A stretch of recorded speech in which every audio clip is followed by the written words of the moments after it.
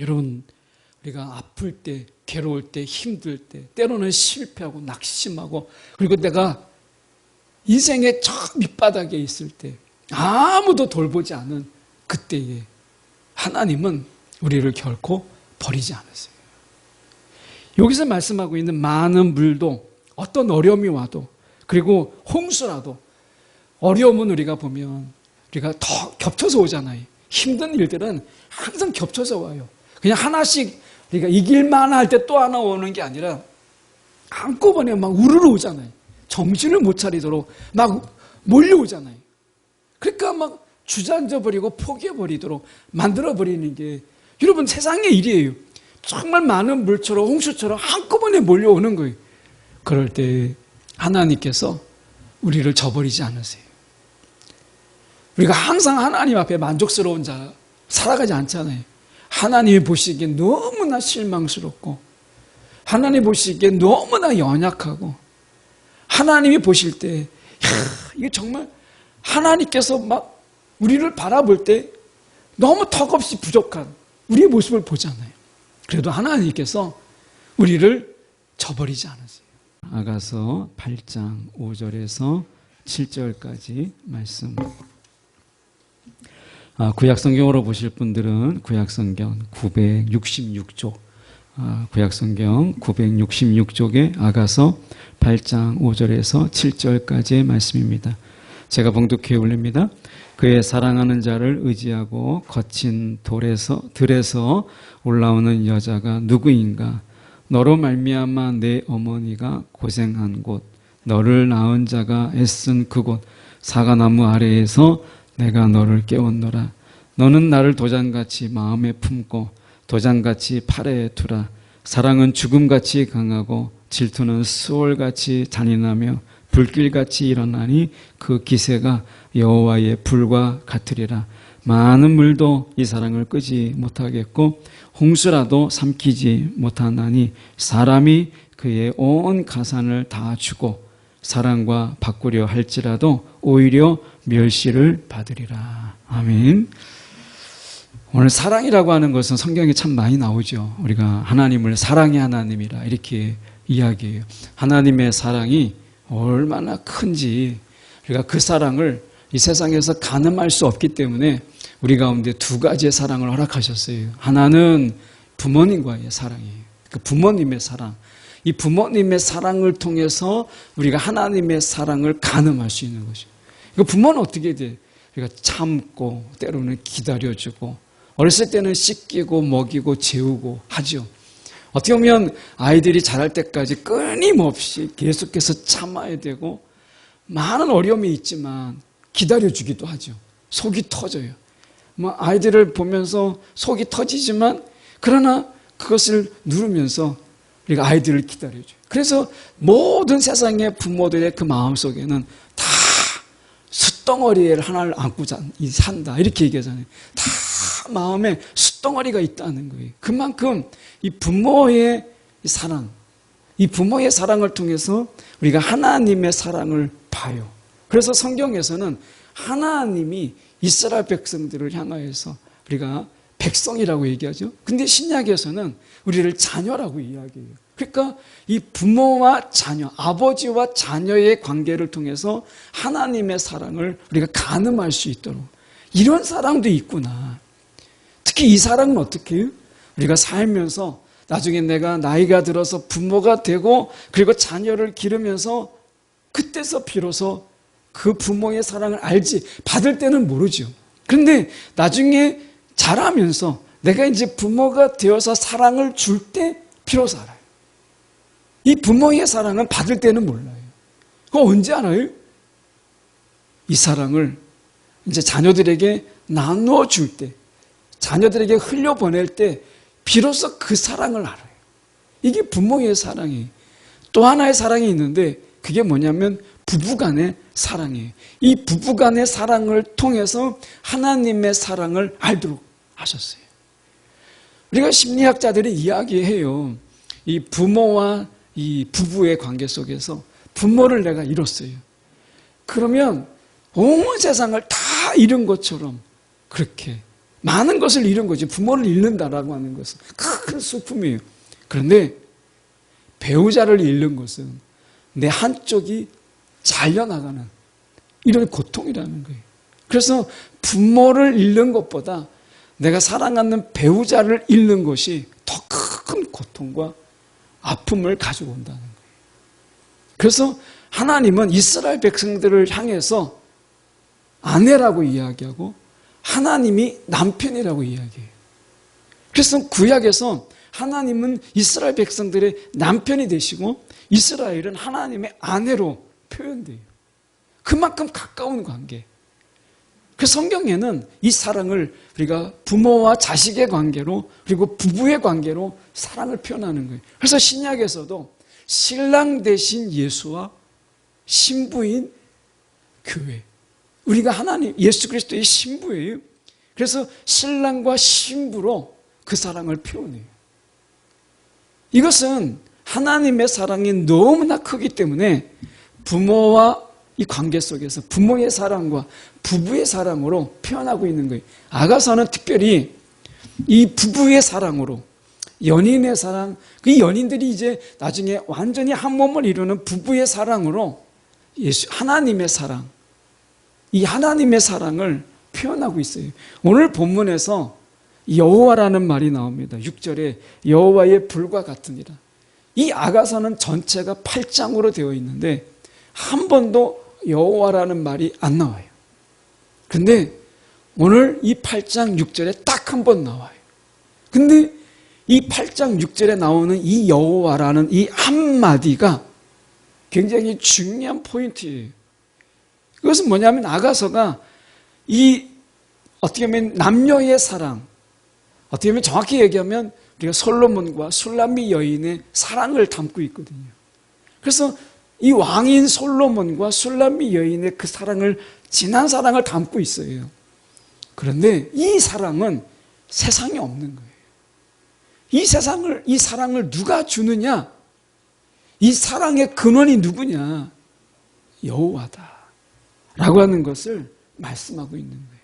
그래서 아가서에서 나오는 이 사랑은 이 남녀의 사랑에 그치는 것이 아니라 이렇게 사랑할 수 있도록 이 사랑을 주신 자가 누구냐? 그것은 하나님이다, 여호와다 라고 하는 것을 아가서는 말씀하고 있는 거예요. 오늘 이 아가서는 오늘 본문을 통해서 이 사랑의 특징들을 몇 가지 보여줘요. 그런데 이 사랑의 특징들은 하나님의 사랑을 말씀하고 있어요. 하나님의 사랑. 이 하나님의 사랑을 통해서 우리 가운데 어떠한 사랑이 주어지고 있는가? 내가 어떤 사랑 가운데 거하고 있는가? 라고 하는 거죠. 사랑이 흔하지만 진정한 사랑이 없는, 우리가 그런 비유에 많이 하잖아요. 홍수가 났어요. 물이 가득하지만 오히려 홍수 때는 마실 물이 없잖아요. 마찬가지예요. 세상의 사랑이 막 여기저기에 막 치인다고 하지만 진정한 사랑이 없는 세상 속에서 하나님의 사랑이 어떤 사랑인가 라고 하는 것을 저희가 본문을 통해서 보려고 하는 거예요. 오늘 본문 속에서 6절에 보면 도장이라는 게 나옵니다. 도장. 우리도 인감이라고 하는 것, 이것이 나의 정체성과 나의 소유권을 주장할 때 도장을 찍잖아요. 이들도 마찬가지로 도장을 굉장히 중요시 여겼어요. 근데 이들이 가지고 있는 도장은 우리와 좀 달랐어요.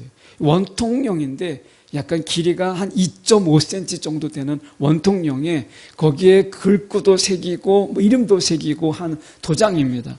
이 도장을 어디에 보관하는 게 아니라, 보관한다면 아주 귀한 데다 보관하죠. 그런데 자주 쓰이고 너무 귀하기 때문에 이 원통형에 구멍을 뚫어요. 그리고 줄을 매어서 목에다 메고 다닙니다. 그렇게 안 하면 이걸 팔찌 모양으로 해서 팔찌 형식으로 가지고 다녔어요. 그래서 도장을 항상 그들이 지참했어요. 자주 쓰기도 하고 너무나 귀하니까 잃어버릴 수 있으니까 이걸 가지고 다니는 거예요. 그래서 6절에 나와 있는 게 우리가 도장같이 팔에 두라라고 하는 것은 당시의 풍습을 이야기하는 거예요.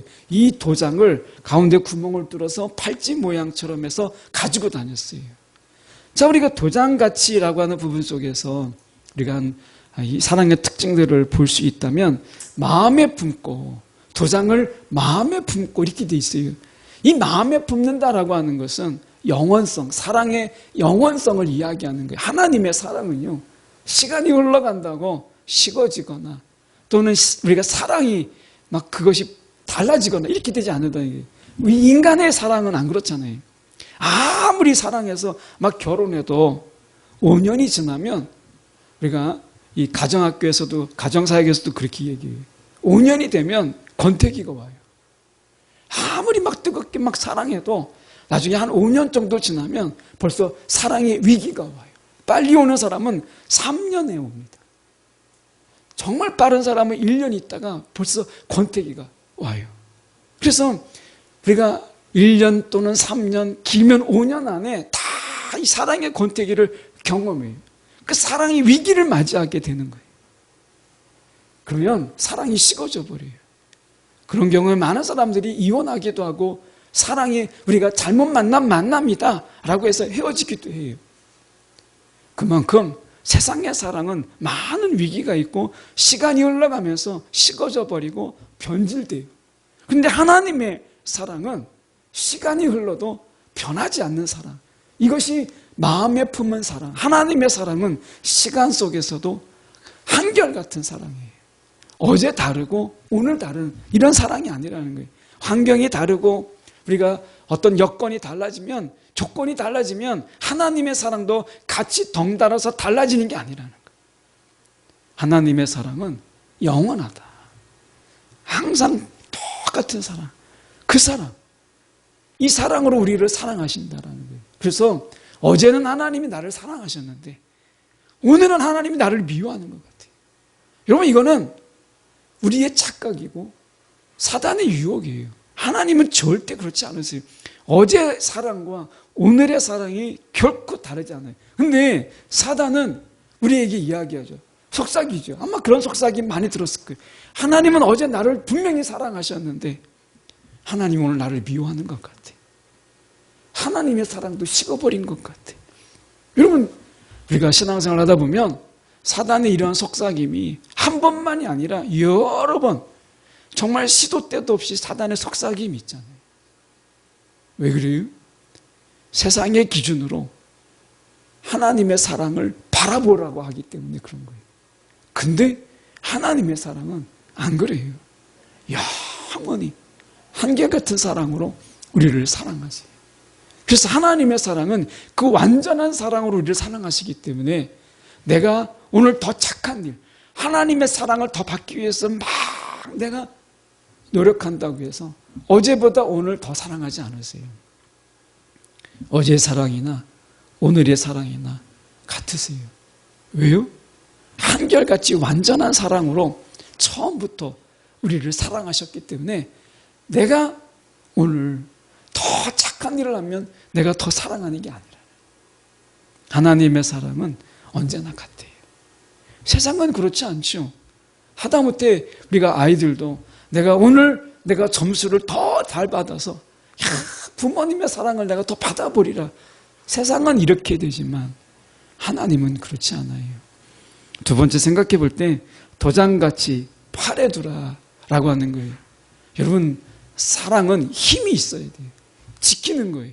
보호하는 거잖아요. 그래서 이 팔에 두라라고 하는 것은 하나님의 강한 팔을 이야기하는 거예요. 하나님의 팔은, 이 사랑은 우리를 지키지 못하는 이런 사랑이 아닌 거예요. 영화 속에서는 그런 거 나오잖아요. 우리 남녀가 가는데 깡패가 나타났어요. 깡패가 나타났는데 어떻게 해요? 깡패가 막 협박하고 패니까 남자가 너 시간 줄 때 달아나 하니까 남자가 막 달아나잖아요. 자기가 먼저 살겠다고. 여러분, 하나님은 그렇지 않으세요. 하나님의 사랑은 그의 강한 팔로 우리를 지키시고 우리를 보호하세요. 하나님이 우리를 지키지 못하는 순간이 없고 하나님이 우리를 보호하지 못하는 때가 없어요. 하나님은 그 강한 팔로 저와 여러분을 지키세요. 그래서 다윗도 그가 노래하잖아요. 사망의 음침한 골짜기. 하나님이 함께 하시면 그가 겁이 없는 거예요. 왜? 하나님의 사랑이 능히 이 순간조차도 지킬 것을 믿기 때문이에요. 여러분, 오늘 하나님을 믿으십니까? 그렇다면 그분의 사랑을 믿으세요. 하나님은 사랑하시는 분이 아니라 하나님의 본성이 사랑이세요. 그분이 우리 가운데 이 사랑으로 오신 거예요. 지키지 못할 순간이 없다. 강한 팔 말씀하시는 거죠. 근데 이 사랑을 이야기할 때 죽음같이 강하고 사랑을 죽음과 비교해요. 왜 많고 많은 좋은 말들 중에 사랑은 죽음같이 강하고 이렇게 얘기했을까? 여러분, 죽음을 피할 수 있어요? 여러분, 죽음을 도망할 수 있어요? 죽음이 쫓아오는데 내가 저 먼 나라로 가요. 죽음이 쫓아오지 못하도록. 그럼 죽음이 안 쫓아와요? 죽음을 피하기 위해서 내가 높은 곳에 올라가고 가장 낮은 곳에 막 들어가요. 그렇다고 해서 죽음이 안 올까요? 죽음을 피할 수가 없어요. 이게 특징이에요. 죽음의 특징은 피할 수가 없다. 그러면 왜 사랑에 비유했어요? 하나님의 사랑은 피할 수 없다는 거예요. 거부할 수 없고 저항할 수 없고 내가 하나님의 사랑을 피할 수 없어요. 저와 여러분의 사랑, 하나님이 베푸신 사랑은 저항할 수 없는 하나님의 사랑인 거예요. 거부할 수 없는 사랑. 하나님이 우리를 사랑하기로 작정하시면 여러분, 그 사랑을 피할 수가 없어요. 우리는 이 피할 수 없는 사랑, 하나님의 사랑을 다 경험한 자들이 이 자리에 있는 거예요. 이 하나님의 부르심이라고 하는 것, 이 사랑으로의 부르심이잖아요. 에클레시아라고 하는 것은 우리가 세상 속에 사랑이 없어서 막 굶주리고 사랑이 없어서 막 기근인, 먹을 것이 없어서 기근이 아니라 세상은요, 사랑이 없어서 굶주려 있는 곳이에요. 사랑이 없어서. 제가 우간다의 그 고아원, 아고조 고아원을 말씀드리지만, 지난번에 말씀드렸지만 처음엔 한 10몇 명이었다가 20명, 지금은 더 인원이 늘어났어요. 최근에 늘어나서 38명. 그 38명의 그 아이들이, 이 고아원에 있는 아이들이 있는데, 그 아이들이 이제 어떻게 보면 같이 이제 생활하죠. 남자 숙소, 여자 숙소 이렇게 있어요. 그게 가족이 없는 것 때문에 매일 아침 일어나면 청소들도 자기가 하고 뭐 빨래도 자기가 해요. 근데 어린아이가 그 빨래를 하는 거예요. 그러면 빨래 잘하면 얼마나 잘하겠어요. 그리고 이 빨래가 뭐 우리나라처럼 막 세탁제가 잘 돼 있거나 이런 것도 아니에요. 물로 대충 헹궈가지고 그 널어놓는, 아이가 빨면 얼마나 꼼꼼하게 빨겠어요. 그냥 널어놓는 거죠. 그냥 널어놓는 거예요. 그러면 청소 끝인 거예요. 근데 제가 그 아이들을 이렇게 보면, 강의 준비하면서 이렇게 보면 너무 안 된 거예요. 빨래를 하고 있는 그 어린 손으로 막 장난치고, 그리고 어떻게 보면 부모에게 막 떼쓰고, 그리고 자기가 막 그렇게 해야 될 아이들이 빨래도 하고 청소도 하고 그렇게 하는 모습을 보면 마음이 짠한 거예요.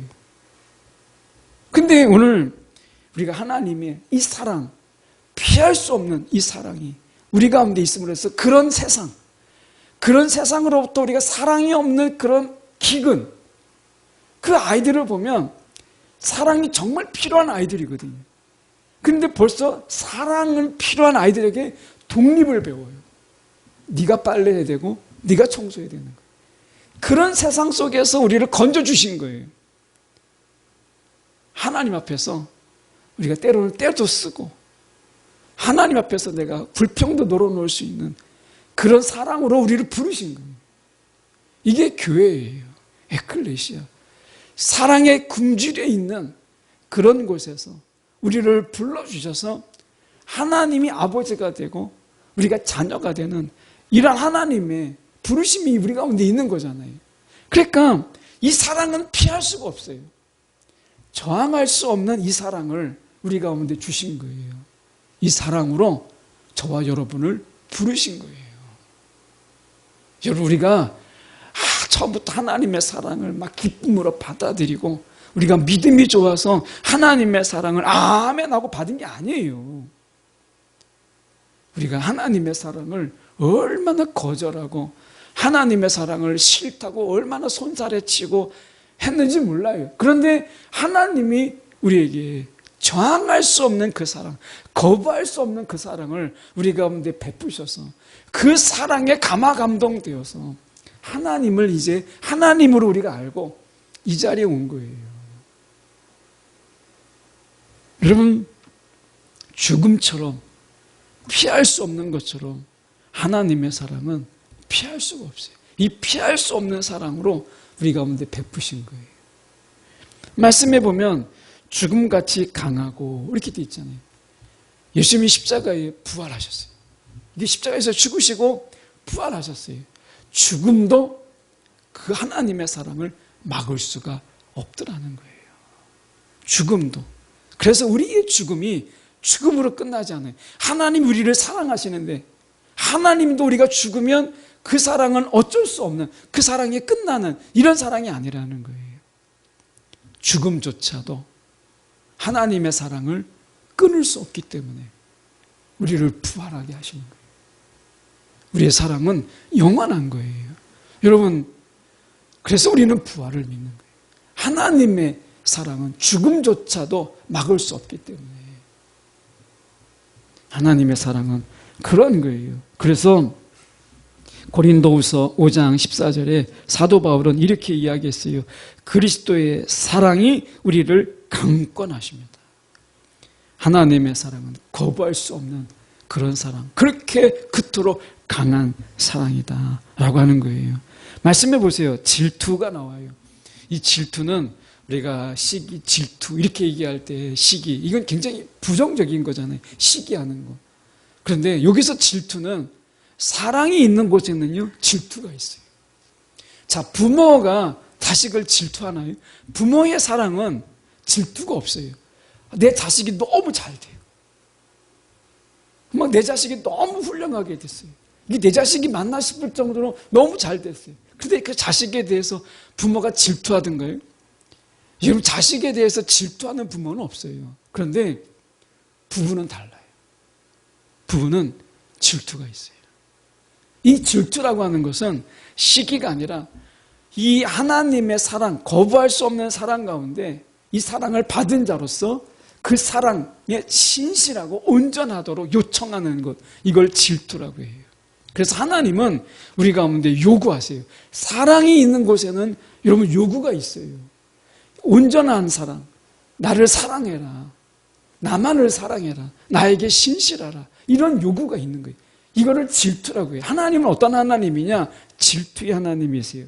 출애굽기 34장 14절에 보면 너희는 다른 신에게 절을 하여서는 안 된다, 이렇게 얘기하는 거죠. 여러분, 우리가 이제 결혼해요. 그러면 이제 한 남자와 한 여자가 이제 부부가 되잖아요. 그러면 오직 한 사람만 사랑해야 돼요. 아내는 남편을, 남편은 아내를 우리가 오롯이 사랑하는 거잖아요. 이게 질투예요.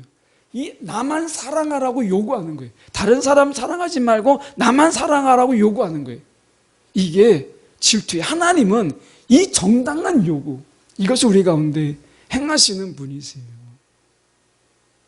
하나님이 너무 이기적이다, 아니, 그 사랑을 몰라서 하는 이야기예요. 여러분, 남녀 간의 사랑 속에서 우리가 사랑을 해요. 나의 전부를 다 내어줘요.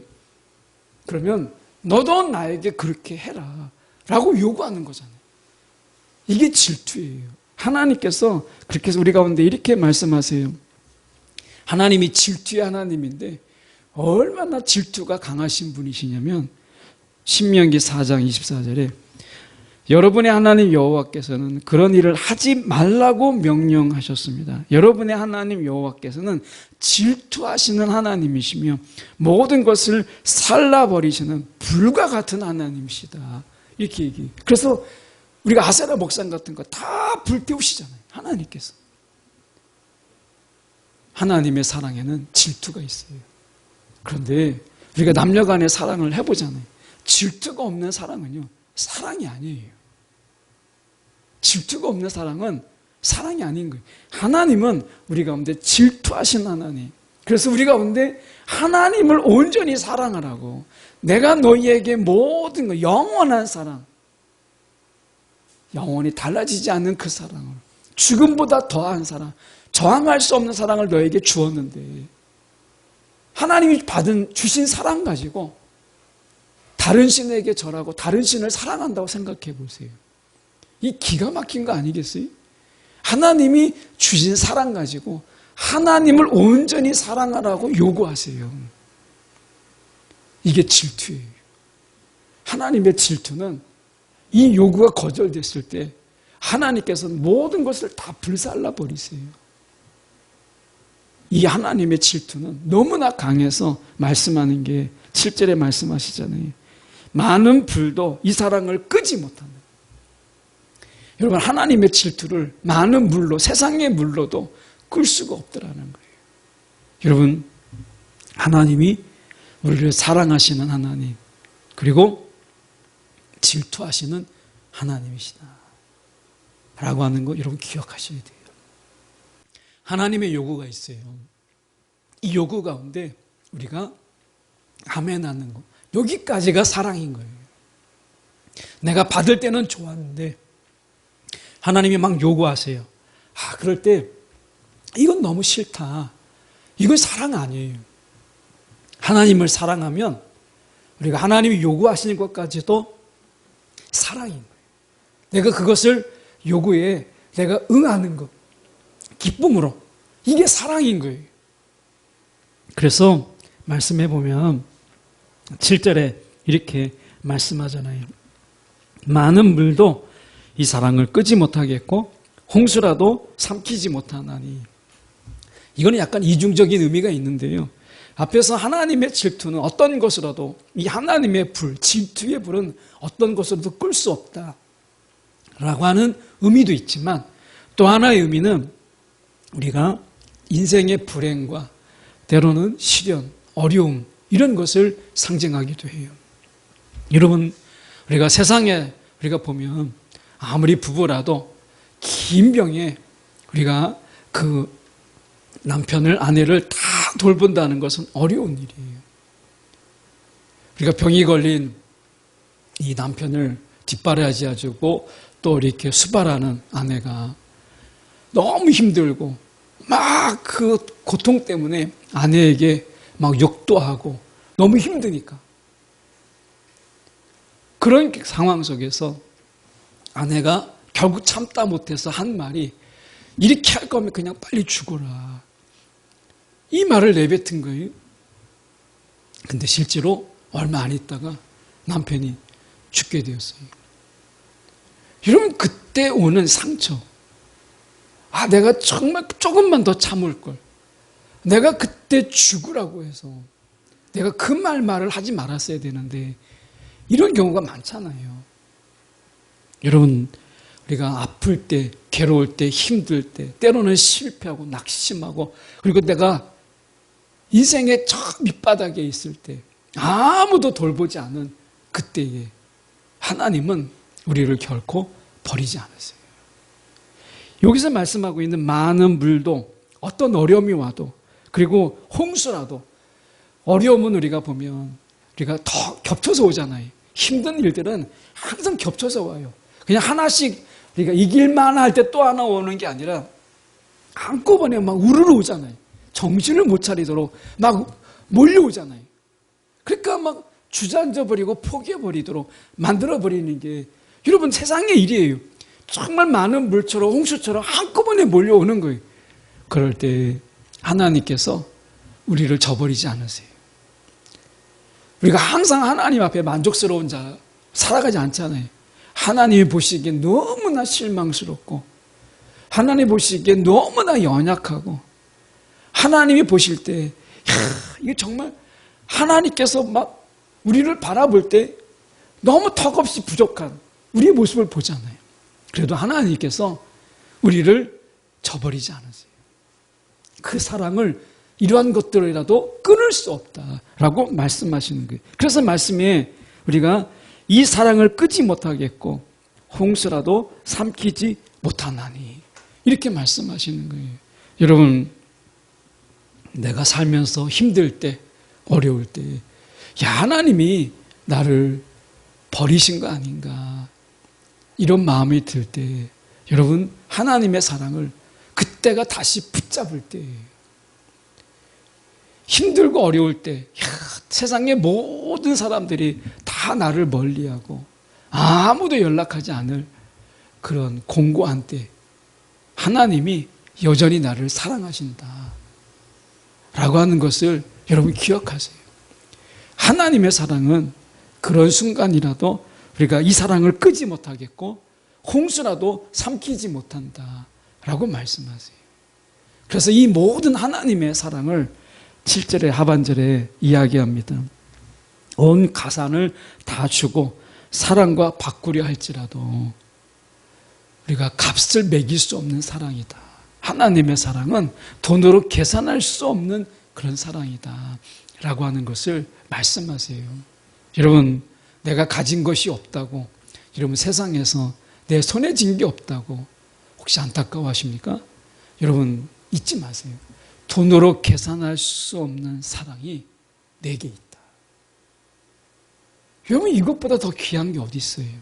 내게 지금 당장 손에 쥔 게 없다고 안타까워할 게 없는 게 값으로 계산할 수 없는, 세상에서 그 어떤 것으로 계산할 수 없는 하나님의 사랑이 저와 여러분 가운데 있다는 거예요. 네. 오늘 이 사랑이 우리 가운데 있음으로 인해서 로마서는 이렇게 말씀해요. 로마서의 말씀에 보면 사도 바울은 이렇게 얘기합니다. 높음이나 깊음이나 다른 어떤 피조물이라도 우리를 우리 주 그리스도 예수 안에 있는 하나님의 사랑 안에서 끊을 수 없으리라. 값으로 매길 수 없는 그 사랑, 도저히 세상에서 어떤 것이라도 끊을 수 없는 사랑이 내게 있다라고 하는 것. 여러분 우리가 이것을 기억할 필요가 있어요. 지난번에 한번 말씀드렸는데 잠깐 한 번 더 말씀드리고 마치려고 하는데, 이 승민이가 어릴 때 이렇게 어린이집에 가고 하면 그 선생님이 했던 이야기가 지금도 기억이 나서 말씀드리려고 해요. 그 선생님이 이제 이 막내가 저희가 늦둥이니까 거기 가면은 애들 데리러 가면 다른 부모님들보다는 좀 제가 또 나이가 있어 보이는 거예요. 그런데 이제 데리러 가면 선생님이 그런 얘기를 해요. 이 승민이가 사랑을 집에서 정말 많이 받나 봐요. 아이가 정말 구김살이 없다, 이렇게 이야기를 해요. 그래서 이 아이를 보면서 사랑을 정말 많이 받고 자라나 봐요 라고 이야기를 해요. 여러분 사랑을 받으면 세상에서 당당해지는 거예요. 어린아이도 우리가 누나들과 형이 집에서 사랑을 받을 때 저희는 모르는데 아이가 나가면 정말 그 선생님이 인정할 정도로 이 아이가 막 구김살이 없고 너무 당당하게 산다는 아이가. 하나님 우리 가운데 원하시는 게 바로 그거예요. 막 세상에서 막 쪼글리며 살고 세상에서 막 이렇게 우리가 주눅들어 사는 게 아니라 이 하나님의 엄청난 사랑을 우리 가운데 왜 부어주시겠어요? 세상에서 당당하게 살라고.